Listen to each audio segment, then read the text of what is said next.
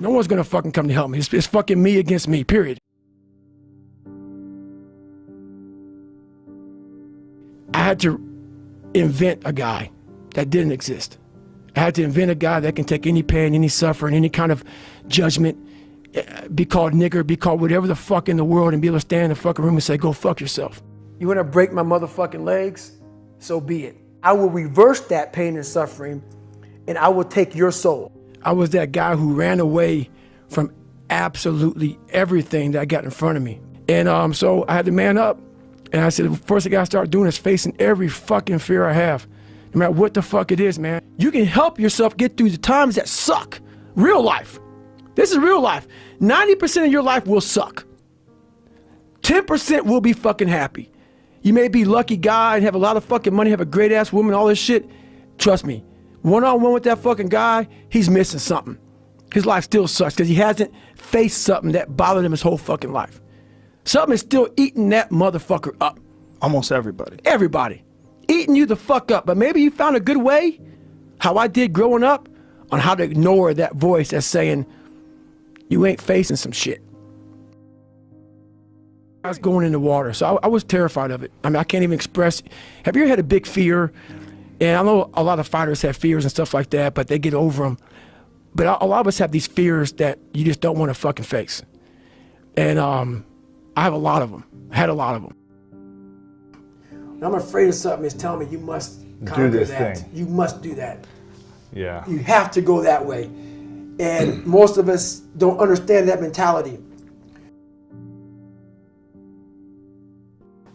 People who are hearing this shit, they will never really understand and grasp when you face these things and so many things, how they keep you up and haunt you at night. I will reverse that pain and suffering, and I will take your soul. You must break the soul of whatever the fuck is in front of you. That's what I realized. This is a race that you run completely alone. Nothing wants to stand in front of anything that is relentless. Nothing. You have to have the will, the heart, the courage to go that distance when you're exactly jacked up. You have nothing left to give, and give more.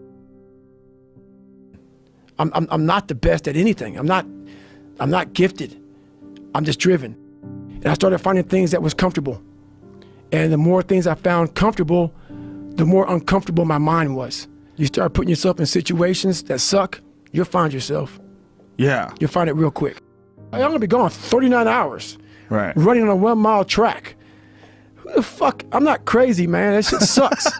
I mean, you know, people put me in this category of, you must be some crazy guy who loves it. No, man.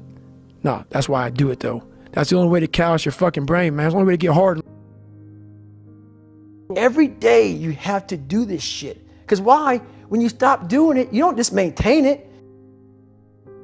That's the person who's gained knowledge. You gain knowledge through suffering. And on the other end of suffering is a world that very few have ever seen. It's a beautiful world because that's where you find yourself.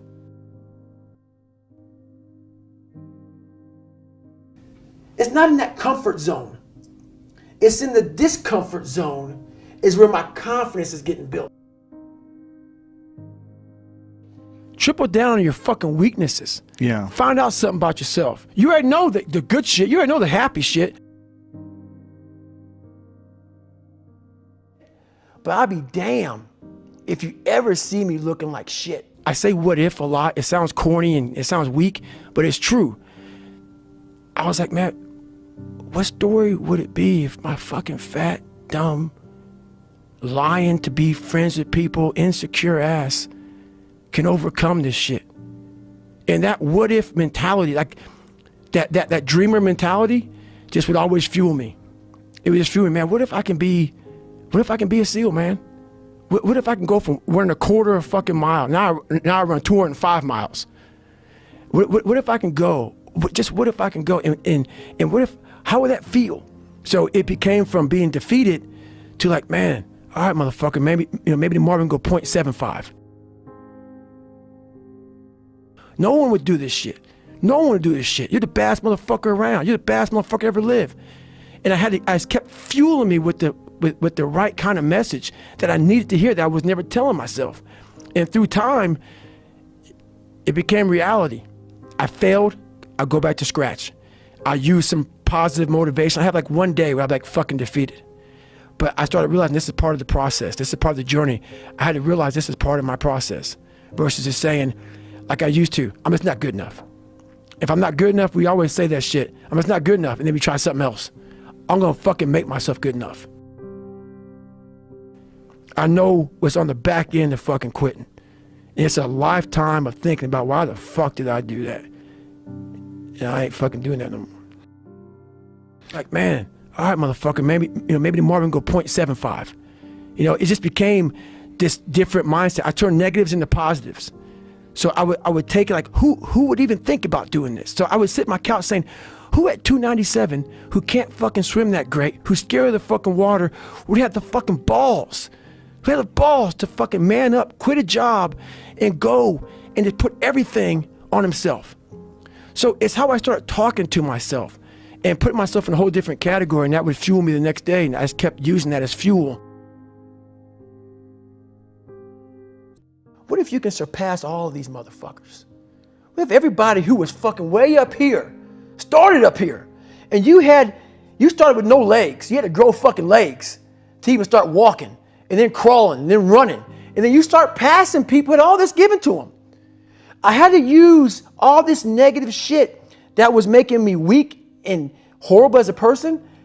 I had to use this as the power that now fueled me. I had to flip it on its head and say, hold up. This might be exactly what I need. The darkness is exactly what I need. It's how you look at your situation. How are you gonna feel, man, when you accomplish this goal coming from that shit? Just sack it up and fail and fail and fail until I succeed.